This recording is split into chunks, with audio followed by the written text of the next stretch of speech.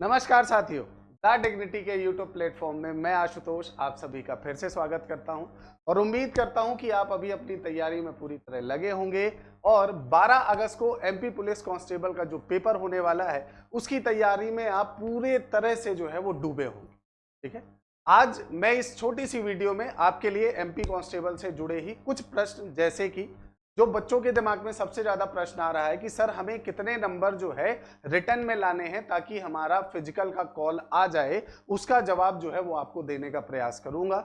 उसके साथ साथ मैं आपको ये भी बताऊंगा कि ये जो अभी 31 जुलाई को धरना प्रदर्शन चल रहा है, क्या नया नोटिफिकेशन आने वाला है, क्या डेट बढ़ने वाली है। ऐसे बहुत सारे विषय जो अभी बच्चों के दिमाग में नहीं आने चाहिए, बट कारणवश कहीं ना कहीं बाजार में ये सारी चीजें फैल रही हैं और उस कारण से बच्चों के दिमाग में ये सारी चीजें आ रही हैं, जिससे उनकी पढ़ाई भी डिस्टर्ब हो रही है और उनका ध्यान भी कमजोर हो रहा है। उनके लिए आपका जो है मैं ये वीडियो लेकर आया हूं। आप सभी इस वीडियो को अंत तक जरूर देखिएगा और यदि आपको लगता है कि वीडियो अच्छी है तो आप चैनल को सब्सक्राइब करिएगा और वीडियो को शेयर करिएगा।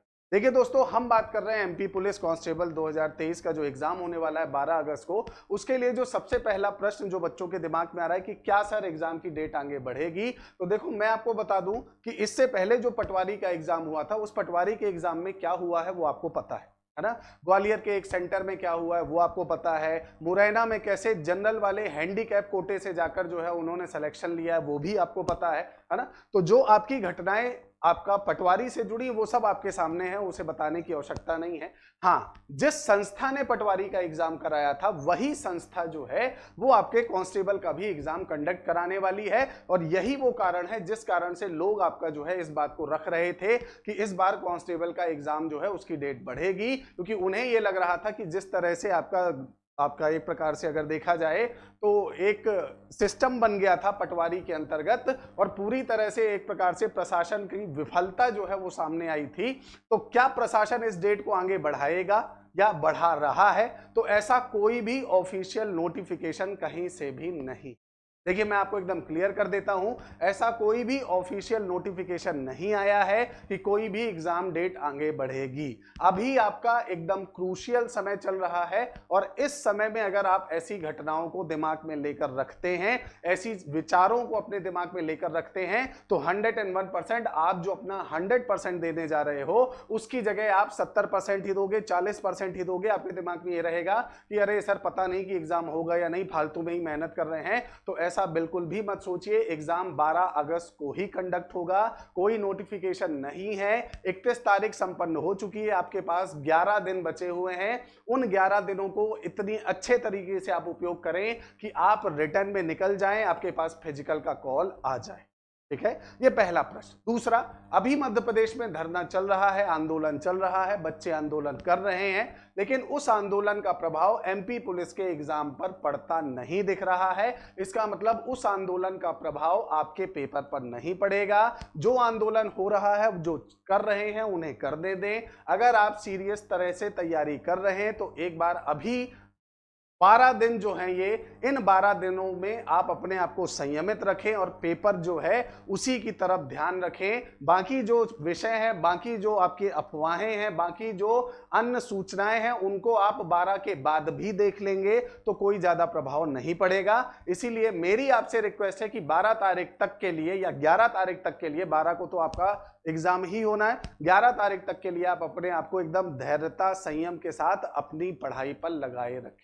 ठीक है, चलिए अब मैं आगे बताता हूं कि जो फाइनल प्रश्न है बच्चों का कि कितने नंबर चाहिए ताकि हमारे पास क्या आ जाए, हमारा फिजिकल का कॉल आ जाए। तो उसके लिए देखो, आपका जो है नंबर्स की अगर बात की जाए, ठीक है, उन नंबर्स की बात करने से पहले मैं आपको बता दूं कि देखिए आपके एमपी कांस्टेबल के लिए अभी जो ये 10 दिन है उसके लिए सबसे बेहतर तरीका ये है दोस्तों कि आपको जितना पढ़ना था आपने पढ़ लिया।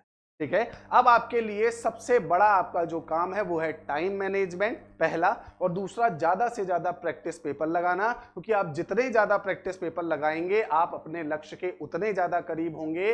अभी आपके लिए कोई नई चीज पढ़ना एक एक्सीडेंट के बराबर होगा।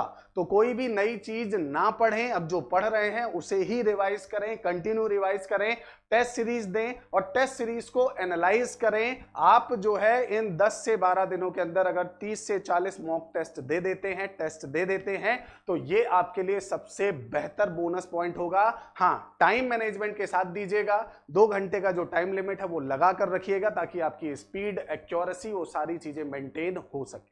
ठीक है, अब हमारे डिग्निटी परिवार के द्वारा आपके लिए 12 टेस्ट लाए गए हैं और बहुत बढ़िया तरीके से जो करंट पैटर्न है, जो अभी करंट के एग्जाम में क्वेश्चंस आए हैं, उनके अनुसार इन 12 टेस्टों को बनाया गया है, जिसकी महज कीमत 99 रुपीज रखी गई है। और अभी आपके लिए जो है ये 99 से रिड्यूस करके मैंने जो है अभी इसको कितना करवा दिया है, इसे करवा दिया गया है 51 रुपीज। 51 रुपए में आपको 12 टेस्ट मिल रहे हैं। डिग्निटी ऐप जो है वो आप प्ले स्टोर से डाउनलोड कर लें, वहां पर आपको जो है टेस्ट सीरीज का सेक्शन मिल जाएगा, आप इसे जो है परचेस कर सकते हैं। जितना ज्यादा बच्चों टेस्ट दोगे उतना ज्यादा आपके लिए अच्छा होगा। टाइम मैनेजमेंट को आपको ध्यान में रखना है। अब हम बात कर लेते हैं कट ऑफ की। देखो, लास्ट ईयर की बात की जाए, 5 गुना सिलेक्शन होगा रिटर्न से फिजिकल के लिए, वही इस बार भी होगा।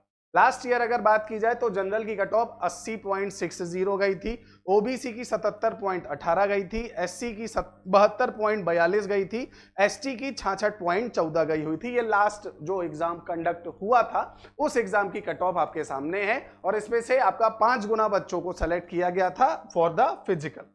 अब अगर एक्सपेक्टेड इस बार की कट ऑफ बात की जाए तो देखो, अभी आपकी जो टोटल पोस्ट है वो लगभग 7411 है। इसके अंतर्गत आपका लगभग 52,000 के आसपास जो है बच्चों को सेलेक्ट किया जाए। भाई 5 गुने आपके जो हैं वो लिए जाएंगे, है ना। तो लगभग आप मान के चलें कि आप 7500 भी मान लें, है ना। तो 7500 के हिसाब से आपके लगभग 5 गुना बच्चे जो हैं वो सेलेक्ट किए जाएंगे।